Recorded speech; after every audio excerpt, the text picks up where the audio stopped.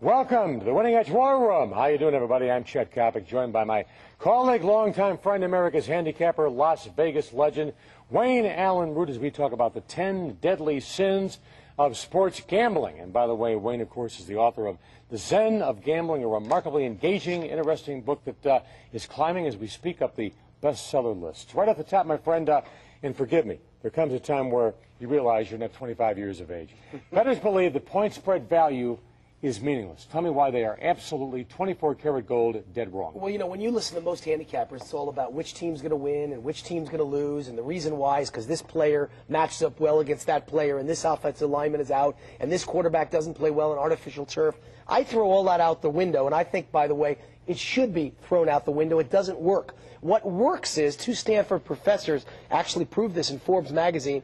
They are mathematics professors at Stanford, and they teach a course on sports gambling being the perfect petri dish, basically, to proving that it only works, winners can only be produced in sports betting if you take teams nobody wants. What you would call on Wall Street orphans. Benjamin Graham, the great value investor, would call stocks that no one wanted orphans. And value ties in with that. Benjamin Graham said the value on Wall Street is at some time during every year, no matter who the CEO is, no matter who the players are, you know, I don't mean players as in NFL players or quarterbacks, but the key players at a corporation, the CEO, the CFO, throw that out the window. What mattered to Benjamin Graham was at certain times during the year, a stock is overvalued, the price has gone too high, and therefore you stay away from it or you sell it short. And at certain times during the year, a stock is undervalued. Everyone's decided it stinks all at the same time, all at once, and they threw the baby out with the bathwater. They knocked it down way too low, and you want to buy at that point. Buy low and sell high.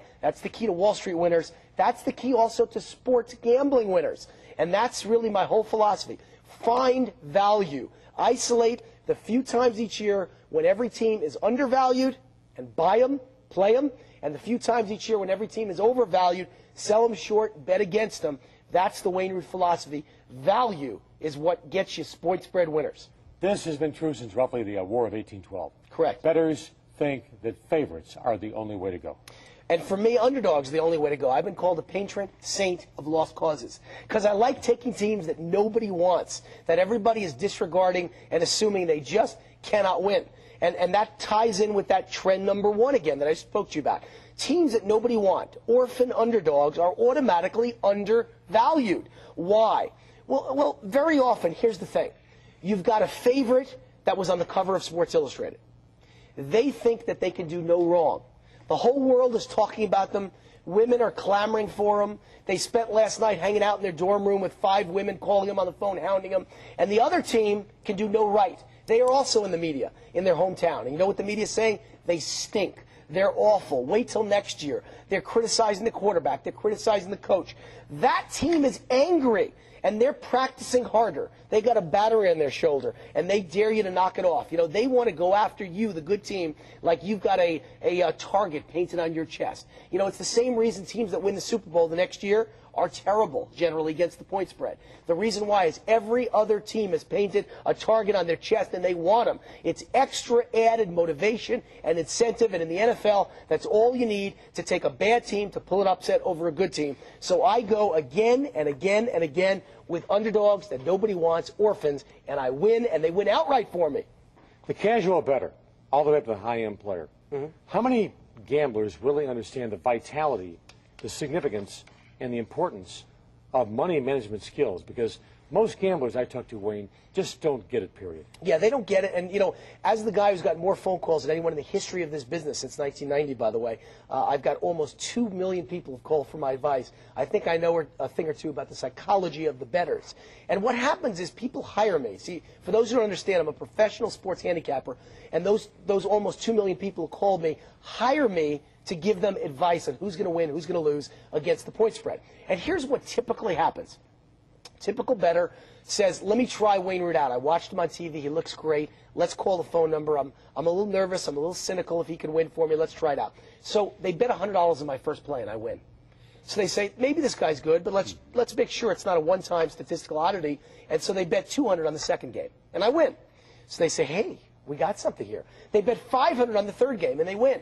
So they say, wow, this guy's unbelievable. They bet $1,000 on the fourth game, and they win. He's God. He's infallible. So they bet $20,000 on the 5th game, and I lose. You know what that adds up to? 4-1, 80% winners, and yet they're down almost $20,000. That's the importance. That's an example of the importance of money management. Without understanding how to bet, the amount of money to bet on each game, you can get winners from a handicapper or pick winners yourself and wind up in the outhouse instead of the penthouse. We are at the Sporting News War Room. Make that the Winning Edge War Room. I'm Chet Kopic, along with Wayne Allen Root, author of the Zen of Gambling. We saw this with the Green Bay Packers after Lombardi left. We see it with Alabama even today, 22 years after the death of Paul Bear Bryant. I still see it with the Chicago Bears back in the Windy City. People still think Mike Ditka coaches the Chicago Bears, and they're still about Walter Payton. What's your advice regarding the so-called public teams? Or America's team, the Dallas Cowboys, another great example. The Raiders, Al Davis's vaunted Raiders, excellence, excellence. What excellence? They haven't won for 20 years. They got the Super Bowl, they got destroyed, and other than that, in the last 20 years, nothing. People are behind. It takes them a while to catch up, and that's why one of my best betting principles is A, go against glamour teams and public teams, teams the public loves, Notre Dame, the Dallas Cowboys, you know, even in baseball sometimes the New York Yankees. You know, just because a team wins doesn't mean they're going to win against the point spread. It's highly inflated point spreads on public teams. And so that's worked for me for years and years. And then, of course, the opposite. Take teams no one notices against those teams, and you will win. It just works again and again and again. And it works in another way, too. Teams that win 2 or 3 or 4 in a row to start the season, very often the public is late to catch up to that, too. Because the public still thinks of last year, and that team may have been a losing team last year. But this year, they've opened up with 4 straight wins. I take them in week number 5, too. The public is late. Public perception's always behind. What is your caveat emptor, if that's the right phraseology, about those gamblers, those players who are dealing with public perception, dealing with follow the leader, right? Thinking that's their ticket to point spread winners? Well, you know, I'm kind of like Gallup. You know the Gallup poll? I'm like a political pollster.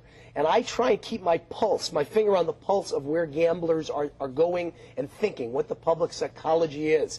And for years now, I've had sportsbook directors and offshore sportsbook managers all over the world who are at my beck and call. I call them up and I find out, where is the money going?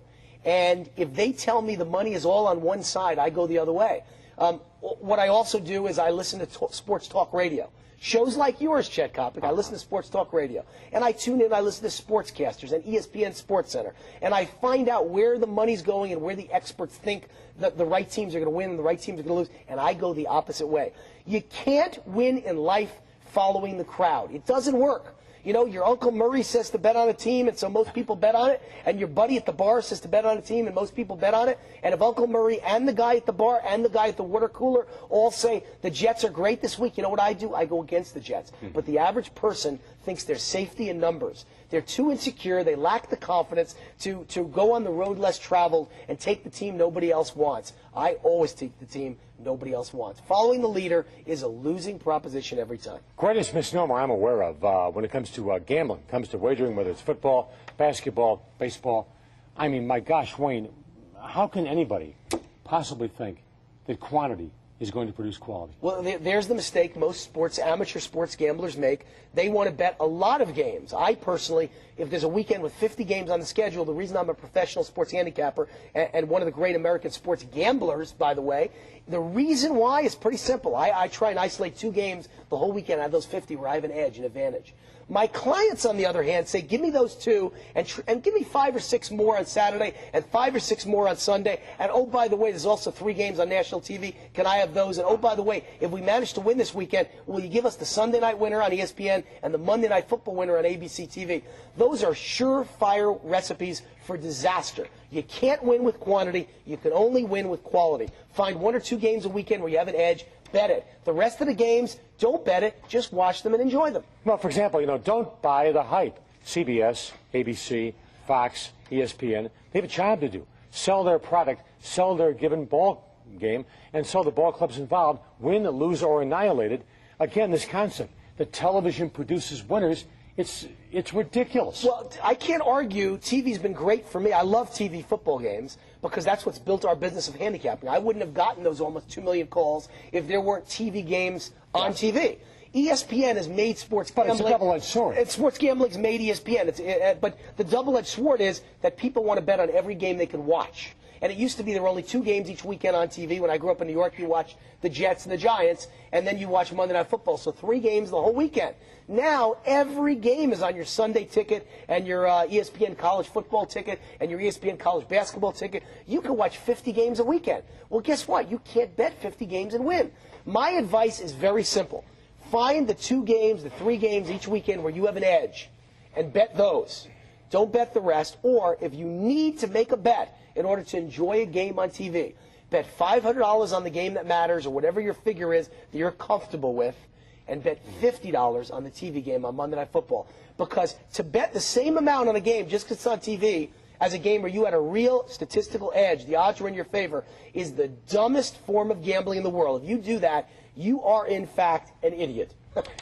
Monday Night Football. Yeah. People think it was made by the New York bravado of Howard Cosell, the corn-fed hilarity of Dandy Don Meredith, and of course that combined with the genius of Roone Arledge was vital to the success of Monday Night Football. But Monday Night Football ultimately, as we both know, is about gambling. Is once again about gambling. And the public believes, at least a lot of people I run into, Wayne, who really should know better, think that doubling up on Monday night is the way to go. Gigantic mistake. Again, these are the perfect, deadly sins that all gamblers make. It's the reason why USA Today reported just a few years ago that 99 out of 100 sports gamblers lose money during the football season. You know, if you start out in September and you end up on the Super Bowl, 99 out of 100 lose money between those dates. And the reason why is they keep making these mistakes. If you win, walk away. I say that in casinos too. When you're ahead, walk away. It's the surefire way to make money as a gambler. You have to know when to stop. That's more important than when to know when to start. And so when you win on the weekend, W.A.Root gives you a winner on Saturday, W.A.Root gives you a winner on Sunday, you're done for the weekend. Wait till next week. We'll find a couple of opportunities again. Most people say, no, I made $1,000. Let me bet double or nothing on Monday Night Football. Or how about this one? I lost $1,000 over the weekend. Let me bet double or nothing on Monday Night Football. Disaster, train wreck, car accident waiting to happen. If I'm behind and I owe the bookmaker a couple $1,000s, I'll now breathe deep, do a little Zen. That's why it's called the Zen of gambling. A little meditating, a little praying. And you know what I'll do now? I'll take 3 weeks to get that money back. Little by little, I'll get it back, and I'm back to even again. And now when I'm starting not in a hole to the bookmaker, now you step up your plays. But you never step up your plays when you're way behind. And in my opinion, you also never step them up when you're way ahead. You take your winnings off the table, put them in your pocket, bet $50 on Monday Night Football to enjoy it, but you don't put the whole weekend's winnings on it. Big mistake. All right, a long time ago, a very prominent football coach told me, Kopic, you want to win as a football coach, defense, offensive line, the kicking game. People don't recognize the importance of special teams. That being said, and you know this, especially with a player who is new to gambling, they think offense is the way to go. They'll look at yards produced from the previous week. They'll look at first downs. They think offense is a ticket to victory, when the fact is that is the biggest con in the history of mankind. I've learned very few things my 4 years at Columbia University. Ivy League schools don't prepare you for his life as a professional point spread picker. But the one thing I learned was history always repeats itself. Again and again and again, if you don't study history, you are doomed to fail because it comes back around. And in sports gambling, that applies perfectly. And I mean perfectly. Again and again every year, there's some team that breaks out of the box by scoring, 5-6 touchdowns through the air every week, 5 weeks in a row, and the public falls in love with them, and they bet on them again and again for the rest of the season. They can't get the image out of their mind how glorious and glamorous that team is, especially a team that scores 5 touchdowns through the air on Monday Night Football.